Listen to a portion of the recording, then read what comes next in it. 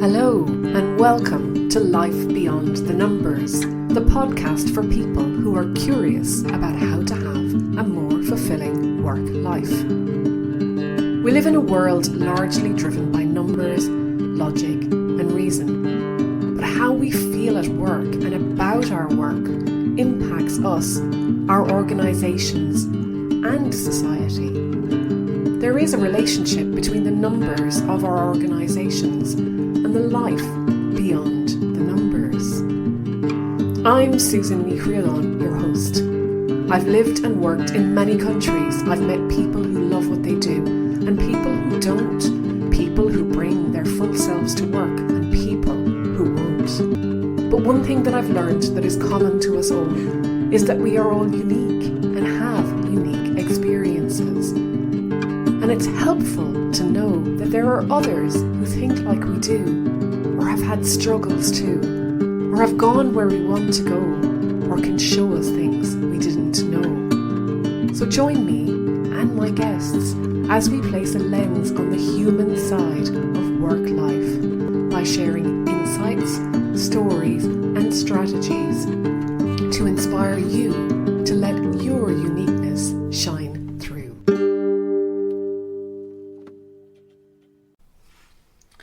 Hello and welcome to episode 184 of Life Beyond the Numbers.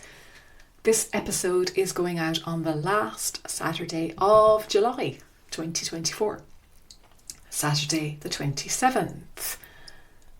And I'm going to take a break after this one and I'll be back in September.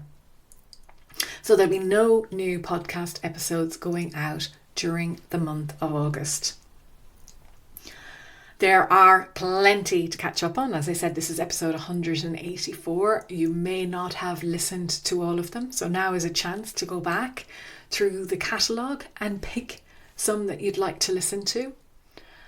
And it's also a chance to go and find other podcasts. If you listen to me regularly, go and listen to somebody else. And if you take the opportunity to go and discover other podcasts, I hope you'll find your way back to us and not get lost in the millions of podcasts that are out there.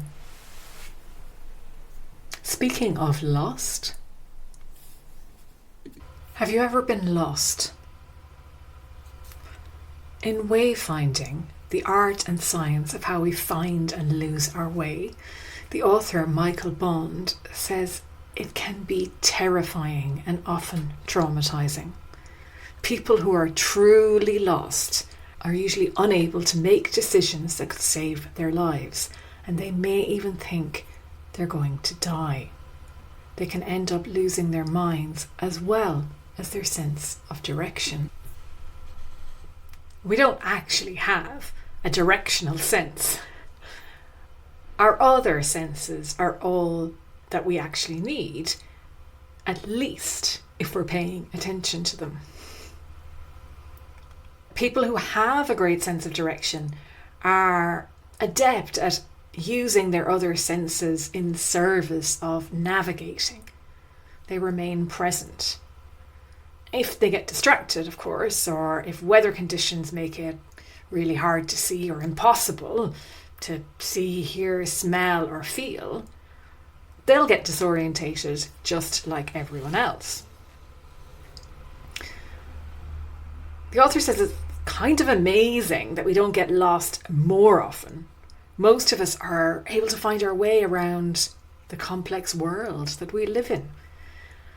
We can walk through unfamiliar streets and remember for many years places we've only visited once.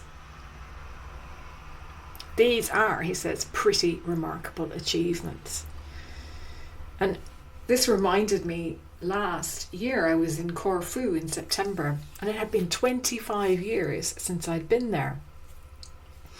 And the taxi driver, or anyone we met actually, would say, "Have you been here before?" And I was there with 3 friends and none of them had. And I said that I'd been there 25 years ago. And they would ask me what I remembered. I remembered very little.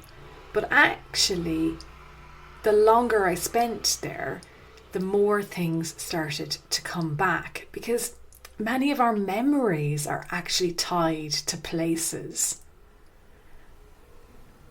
When you think about it, it's hard to recall an event, a birthday party, the first job that you had, dinner with a friend, without recalling where it happened. And the way that we think about physical space has been crucial to our evolution. Our brains make cognitive maps that keep us orientated, even in places we don't know. No one knows exactly how they deliver the feeling of being in a familiar place or recognizing a familiar scene, but space and memory seem to be closely intertwined. The fear of being lost does seem to be hardwired in the human brain. As visceral as our response to snakes, millions of years of evolution has taught us that the experience tends not to end well.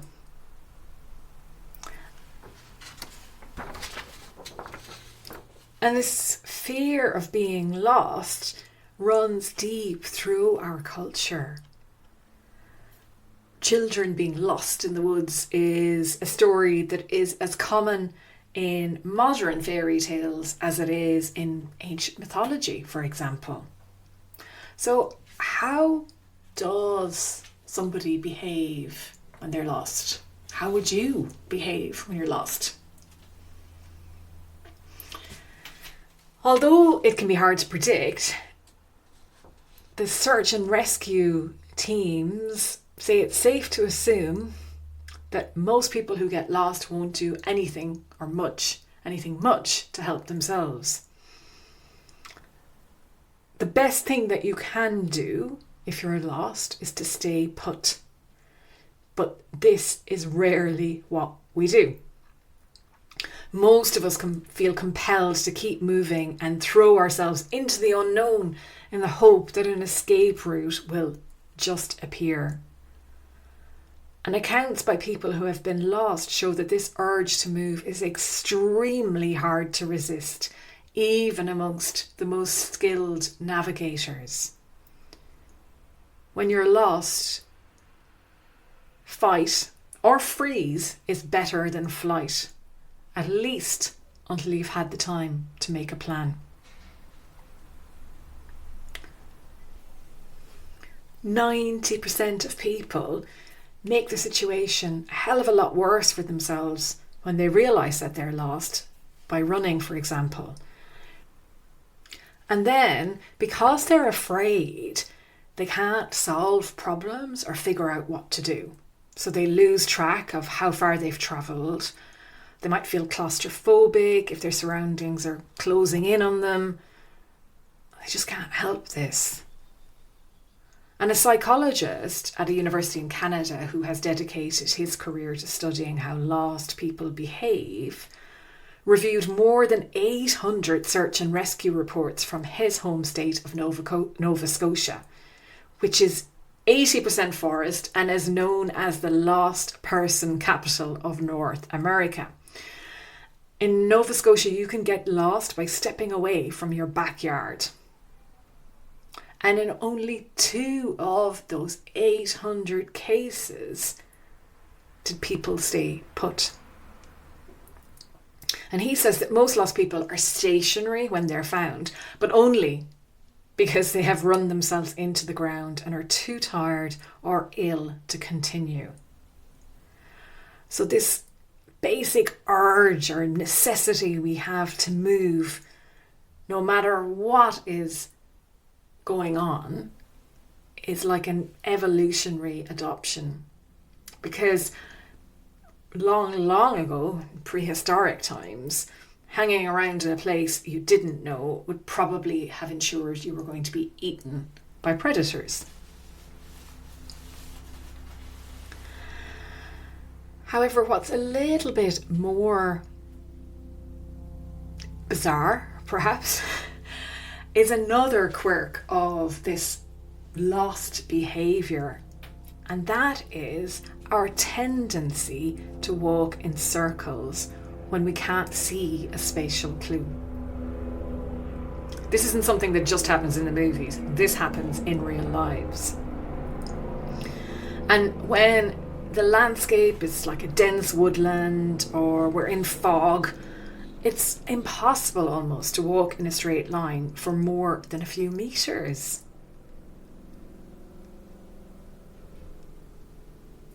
Circling tends to happen when there aren't any prominent landmarks for us to navigate with.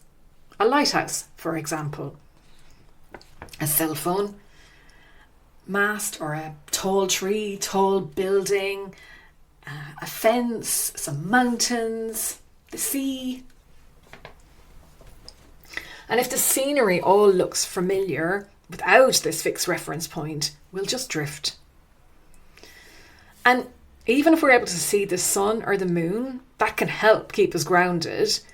But the sun is actually a dangerous guide if you're not aware of how it moves across the sky. So although it seems unlikely that disorientation causes people to walk around in circles and loop back on themselves, there are many experiments that have shown that this is what happens. For example, in 2009, volunteers were tracked using GPS monitors as they attempted to walk in a straight line across the Sahara Desert and across a forest in Germany when the sun wasn't visible. None of them managed it. There were errors that quickly accumulated, small deviations became bigger ones, and people ended up walking in circles. The conclusion to that was, with no external cues to help people will not travel more than about 100 meters from where they began, regardless of how long they have walked for. And this reminds me of when we are feeling lost about a problem that we have. We may be trying to figure something out and going around in circles. And actually, we might not end up very far away from where we began, unless we take a different perspective, look at the landscape with a different eye, find something else to orientate ourselves towards. And actually, our language, all languages, are built around prepositions. And they describe spatial relationships between places and objects. Many of them that you'll know are behind, in front of, beside, beyond, at, to, from, above, under, below, through, across, in, out, up, down. And they represent direction and distance in language just as much as they do for giving directions. And then the metaphors or spatial metaphors are everywhere. You might be asked to leave it all behind you or put it all behind you. Maybe you'll be asked to lead beyond the numbers. You go out for a walk to clear your head, and you take a walk down memory lane. And we all get off track every now and then and might well keep going round in circles. So how do we navigate? Well, in Hawaiian, the word for master navigator is pwo, P-W-O, and that also stands for light.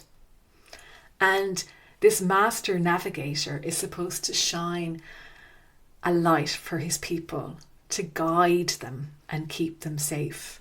And he is also the steward of their inherited knowledge. And I'm going to take a little segue here and read out a poem that I wrote called Shine a Light. Have you found you've gone astray? I'm like a lighthouse that lights the way. With the wind at your back and your face toward the shore, are you afraid to go where you haven't gone before? Don't listen to the waves roar. You're not in too deep. No need to weep. Instead, listen to your heart sings. It knows who you are. It knows what you want. It knows how to find your path. It seeks the light, not mine, but yours, but knows that with my light you may find yours. You need the darkness, you need the flash to reveal what you need to see and hear what you've left unsaid. My guiding light is there for you. It won't see all of you, but it shines a light for you, so you might shine bright and illuminate your own light. With that, you'll find your way, your own path, your own shore, and know how to go where you haven't gone before.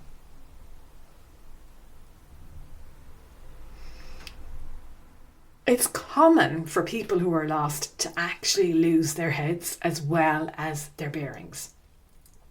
And people will often walk trance-like past search parties.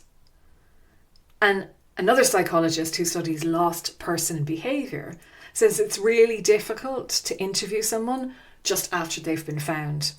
They're basically fried, scrambled, and actually remember very little about what's happened to them.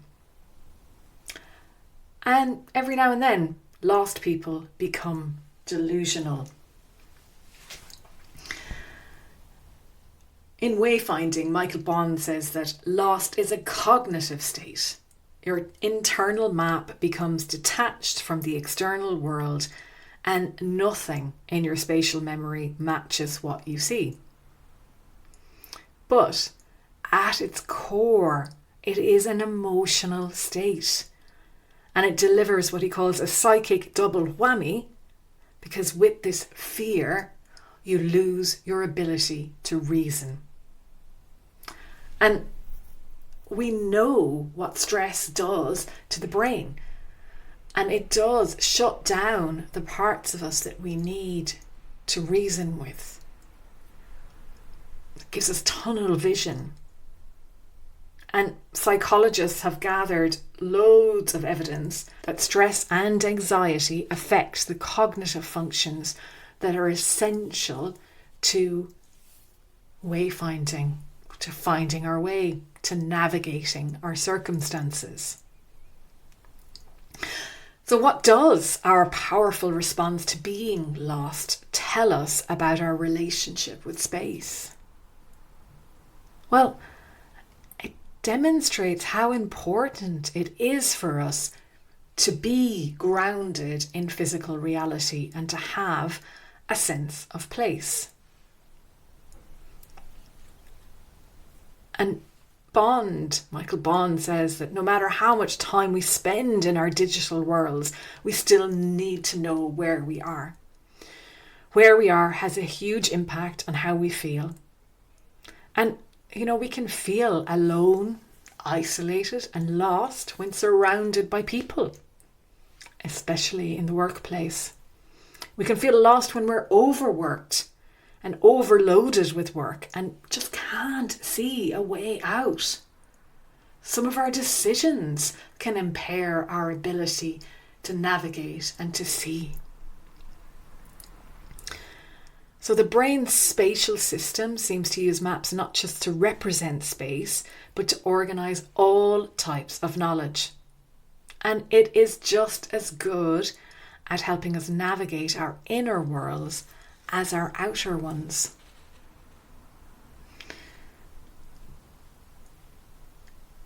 And Bond says that our cognitive maps are atlases of feelings as much as geometry. that capture emotional as well as spatial information, and that it can be hard to separate the two.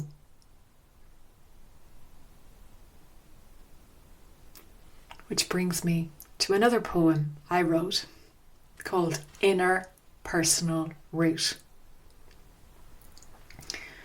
What if you already knew exactly where you're meant to go, but for some reason ignored the signs and signals on the road? This is your journey, your inner personal route, and each detour serves a purpose. Some even make lots of loot. But each detour requires a transition, a pause to determine your position. The space between is bittersweet, finding a way back on your feet. And now that you are oh so close, is it time to follow your nose, knowing not what you will discover or who you'll meet along the way?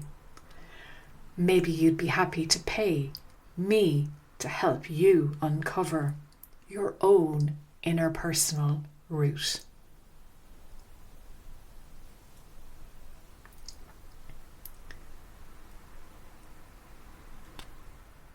We're not always going to get lost, and we can wander, and wandering is fantastic. When you go on holidays, there's nothing like wandering.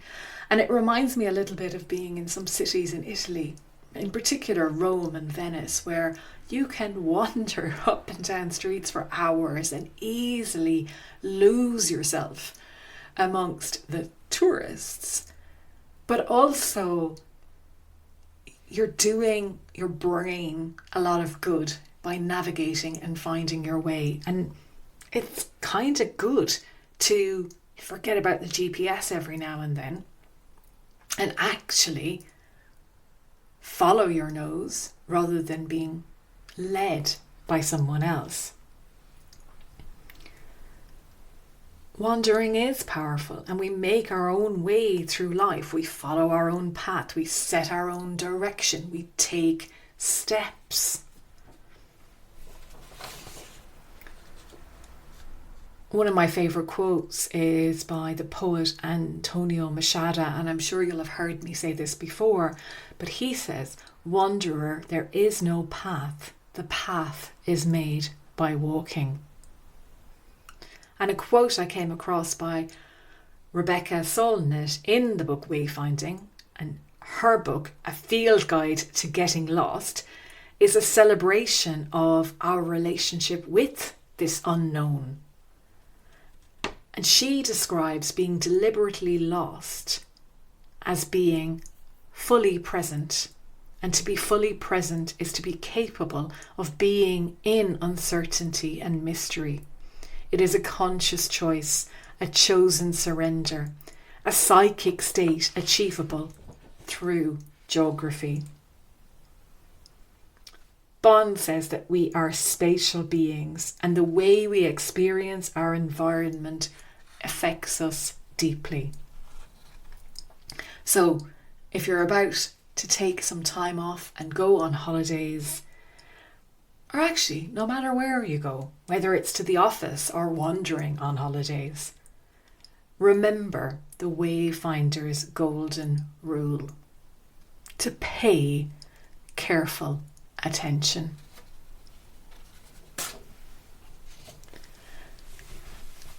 Thank you for listening. It is holiday time in a lot of the world, well, certainly in this part of the world, in Europe and North America, I guess, and places like that. And I have decided, even though I'm not going on holidays, I am going to take the month of August off from podcasting. I'll still be recording some episodes, but I won't be back until September. So until then, I wish you the very, very best. And I highly recommend reading Wayfinding, the art and science of how we find and lose our way, and even how we feel about all of that. And if you just want something fun, I can recommend Dr. Seuss, oh, the places you'll go. And that will give you your first step, perhaps. Until September, thanks for listening. Bye. Thank you so much for listening. I hope you've enjoyed the paths we traversed on today's episode. If something rang through for you, be sure to let me know. Or maybe you can share this with someone in your life who would benefit from listening too. And if you enjoy helping others, I'd be so grateful if you would leave a review, so that people who might also be curious about their own life beyond the numbers can discover this podcast too.